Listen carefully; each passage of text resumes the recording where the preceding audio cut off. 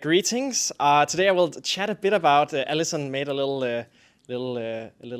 preview from the hackathon previously about multi-agent safety, but I'll be talking a bit about challenges and solutions for AI security in this age of multipolar AGI.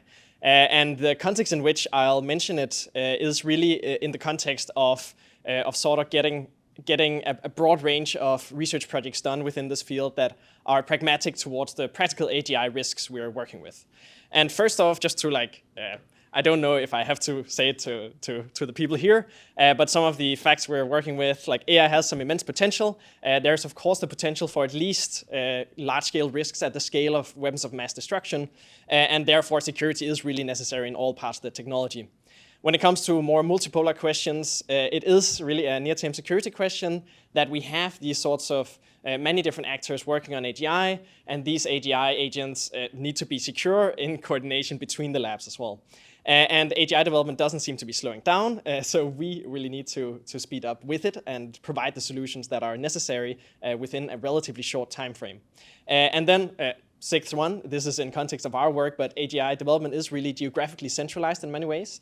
And as we see some of the people in here working on international cooperation and coordination, we are also very interested in actually making sure that we have the capability across the world to both coordinate, but also to have local researchers working on these problems effectively. So just shortly about us, my name is Esben Kran. I work with Apart Research, and we are a nonprofit research lab in AI safety, and we organize two different sort of talent creation, network curation events. So one is the Apart Sprints, which are these research hackathons I'll definitely be diving a bit more into. And then we have sort of a research accelerator for teams working on specific projects. So the research hackathons, just to set the stage, are these 3-day events where you have some inspiration from keynotes and so on, with a review period like workshops. So we try to allow a bunch of people from across the world to work on specific agendas that are introduced and actually come up with a pilot experiment at the beginning. And I do know we have a couple of people who have participated in here in this room as well. So thanks to them for joining us as well. So we're really trying to curate this global community around these problems, doing it remote first. And we have the map you see is all of the local organizations and community organizers who have hosted these events. And we've seen a lot of people join from across the world to sort of create this. You also see an example there of one of the hackathons.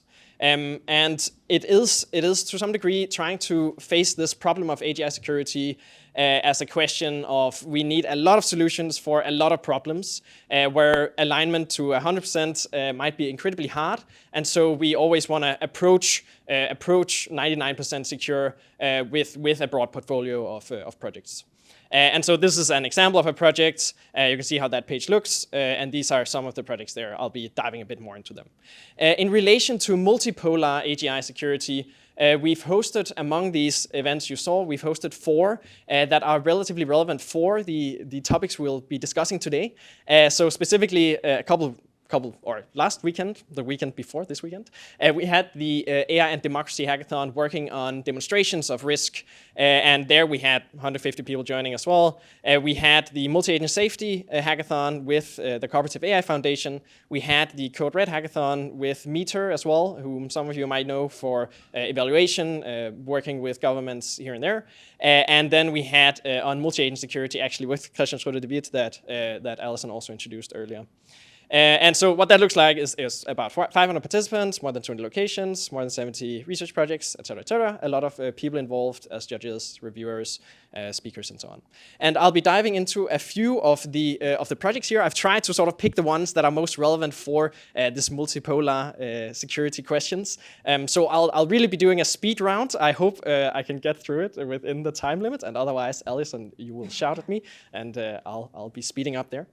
So first off, we have this topic of geopolitics. So this is a project on where they basically simulated large language models doing geopolitical simulation and trying to act as countries in a multipolar world, so not related necessarily to AGI development, but related to geopolitical escalation, and try to evaluate whether these different models have different tendencies towards escalation in these scenarios. And some of their solutions are, of course, also presented in some of their work. So the hackathon project went on to become papers there. Another one is where we have these negotiations. This is examples from the Cicero work from Meta that some of you might remember, where LLMs played strategy games that are on also sort of geopolitical scale, but I think, as far as I remember, something like 1800s wartime scenarios. And there you actually see that the models end up hallucinating and trying to fool their interlocutors in these scenarios with incorrect information. And this is another risk that we have to deal with.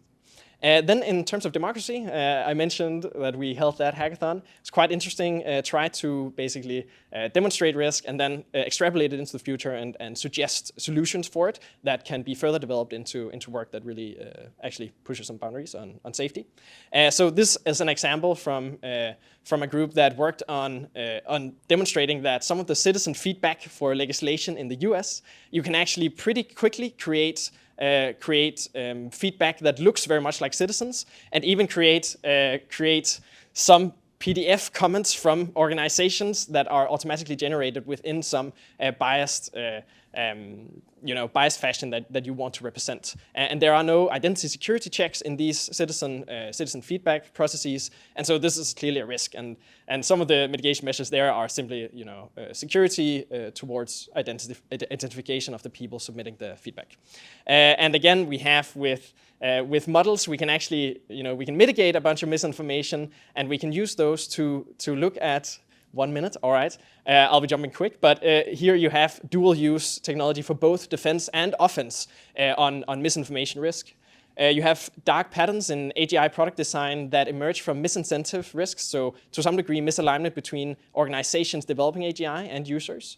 You have timed sleeper agents that can actually, based on a date in their prompt, begin acting in various new ways within the world that we cannot detect. As far as I remember, there is a recent paper showing that these are, you can actually create ones that are theoretically undetectable. Someone can correct me there if I'm wrong.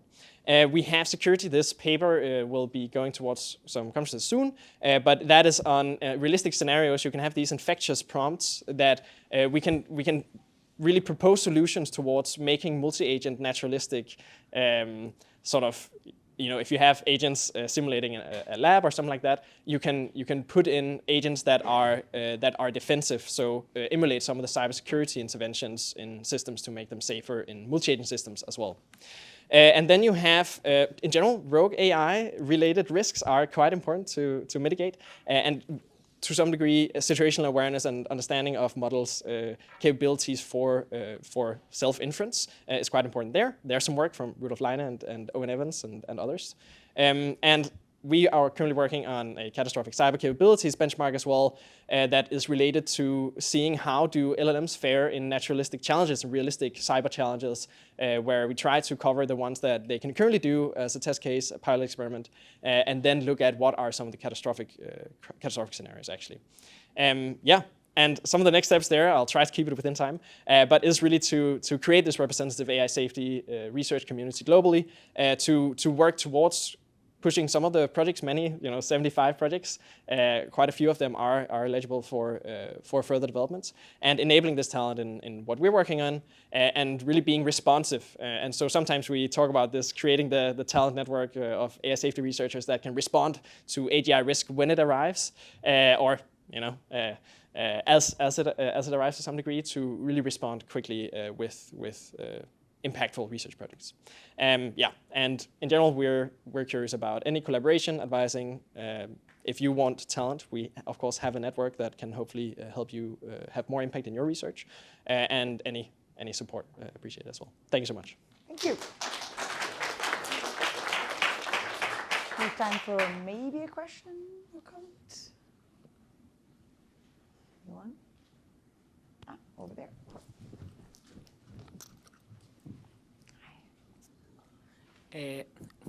I have a question regarding these research reports.